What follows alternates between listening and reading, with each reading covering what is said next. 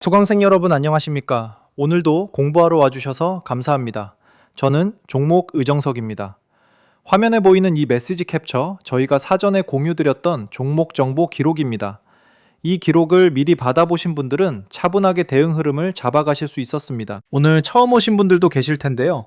저는 시장의 원리와 대응 원칙을 차근차근 정리해서 함께 공부하는 채널을 운영하고 있습니다.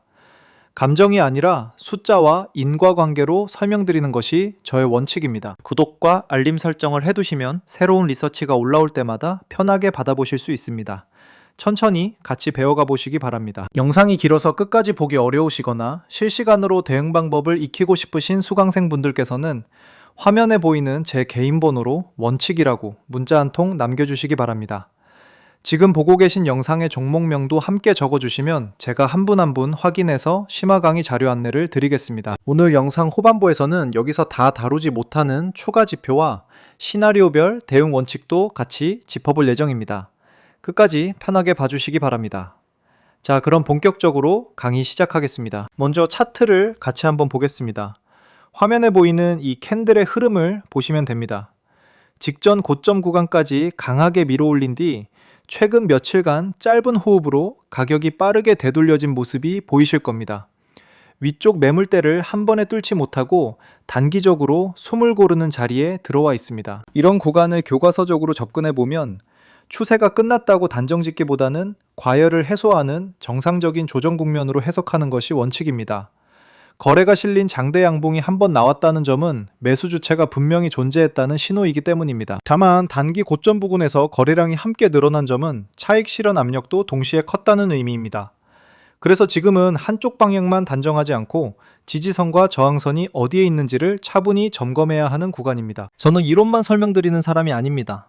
화면에 보이는 이 계좌가 제가 실제로 자금을 운용하고 있는 계좌입니다.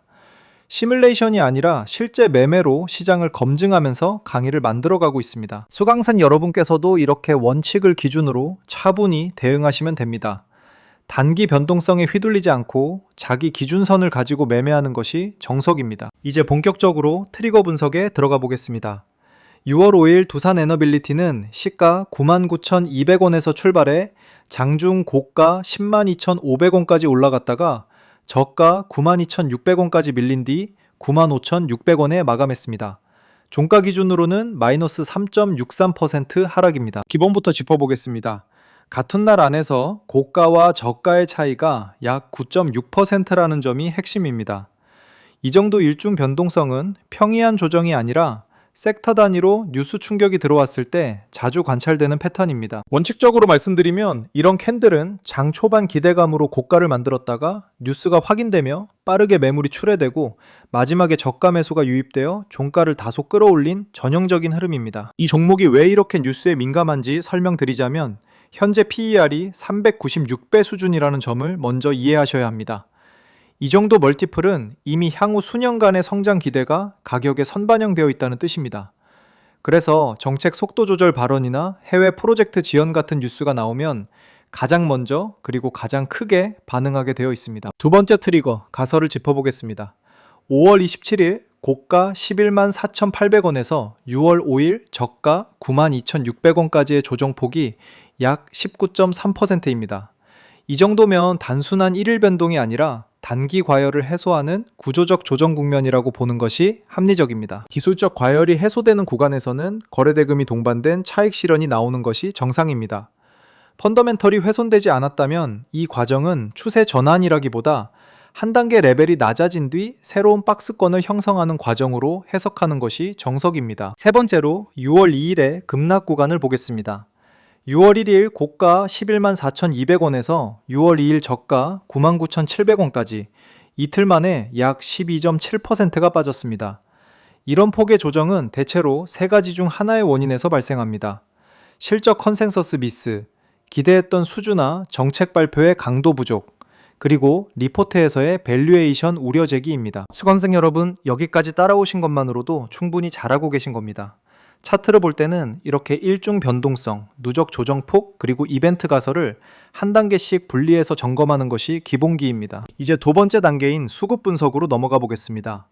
두산 에너빌리티는 시가총액 약 61조 원 규모의 대형주이기 때문에 글로벌 인덱스에 편입되어 있어 외국계 창구의 영향이 큰 종목입니다. 수급 주체별로 한번 짚어보겠습니다. 외국계 창구는 5월 말 상승 구간에서 매수를 주도했다가 6월 2일 이후 급락 구간에서는 차익 실현과 비차익 프로그램 매도로 전환했을 가능성이 높습니다. 연기금은 장기 운영 특성상 조정 구간에서 오히려 수동적 저가 매수를 진행하는 경향이 있습니다. 다만 PER 396배라는 밸류에이션 부담을 의식해서 적극적 비중 확대보다는 보유 유지 수준에 머무를 가능성이 큽니다. 투신과 금융투자의 차이도 이해해 두시면 좋습니다. 투신은 펀드 운용 특성상 급락 시 환매 부담이 있어 비중 축소가 강하게 들어옵니다. 반면 금융투자는 단기 트레이딩과 파생 해지 중심이라 변동성 구간에서 거래 회전율 자체가 올라갑니다. 원칙대로 보면 6월 2일부터 6월 5일까지의 급락은 이 두 주체의 매물이 겹친 구간으로 해석하는 것이 가장 합리적입니다. 과거 유사 패턴을 보면 두산 에너빌리티는 정책 기대감과 글로벌 원전 이슈가 겹칠 때마다 단기 급등 후 1주에서 3주 사이에 마이너스 15에서 25% 수준의 조정을 자주 겪어왔던 종목입니다. 전형적인 귀결은 두 가지입니다. 정책과 수주 모멘텀이 유지되면 1개월에서 2개월 안에 이전 고점을 다시 도전하는 흐름이 나옵니다. 반대로 실제 수주가 기대에 못 미치면 기간 조정이나 추가 가격 조정이 2개월 이상 이어지기도 합니다. 자, 여기서 잠깐 짚고 넘어가겠습니다. 화면에 보이는 이 자료는 저의 리서치를 받아보신 수강생분들의 실제 수익 실현 기록입니다. 이분들이 특별한 능력이 있어서가 아닙니다. 정보를 먼저 받으셨고 원칙에 따라 차분히 대응하셨을 뿐입니다. 매일 분석하고 매일 공유드리기 때문에 이런 결과가 누적되고 있는 것입니다. 오늘 같이 배운 핵심 흐름도 이런 패턴이 반복되는 시장에서 어떻게 안전마진을 확보하고 리스크를 관리할 것인가에 대한 공부입니다. 한 종목 한 사례가 아니라 여러 종목에 걸쳐 사전에 정보를 받아보신 분들의 결과라는 점을 말씀드리고 싶습니다. 저희 심화 강의 자료는 입장 비용이 전혀 없는 공개 브리핑으로 운영됩니다. 들어오신 뒤에도 어떠한 금전적 요구나 추가 결제가 없습니다. 순수하게 정보를 공유하고 같이 공부하는 목적입니다. 화면에 보이는 번호로 원칙이라고 문자 한 통 보내주시면 제가 직접 확인해서 수강 안내를 드리겠습니다. 강요 없습니다.